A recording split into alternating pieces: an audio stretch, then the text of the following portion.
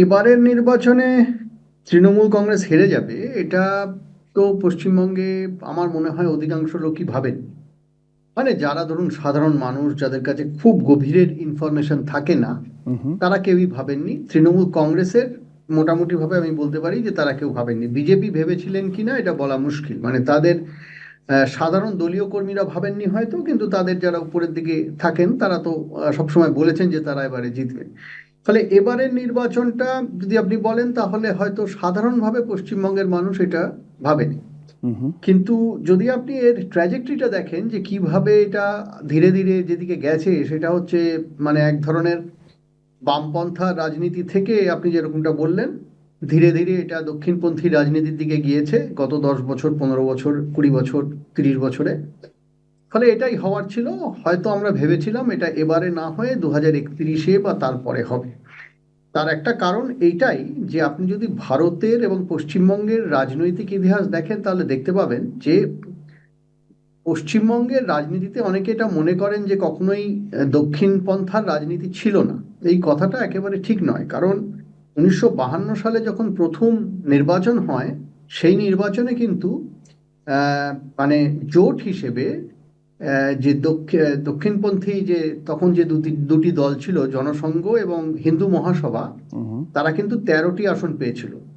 এরপরে তারা সেটা রিপিট করতে পারলো 2021 সালে, যখন তারা 77টি আসন পেল।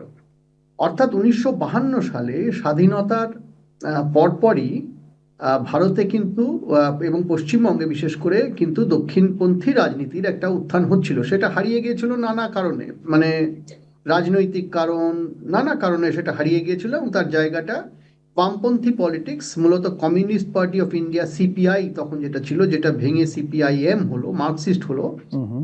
এরা জায়গাটা দখল করে এই দক্ষিণ রাজনীতি। তারা অনেকগুলো কারণের একটা বড় কারণ হচ্ছে যে ইস্ট পাকিস্তান থেকে যে শরণার্থী আসতে শুরু করেন, তাদের এই বামপন্থী দলগুলি ধরে নেয়, তাদের জায়গা দেয়, তারা তাদের বসায়, তারা ধীরে ধীরে বামপন্থী দলগুলির সঙ্গে মিশে যায়।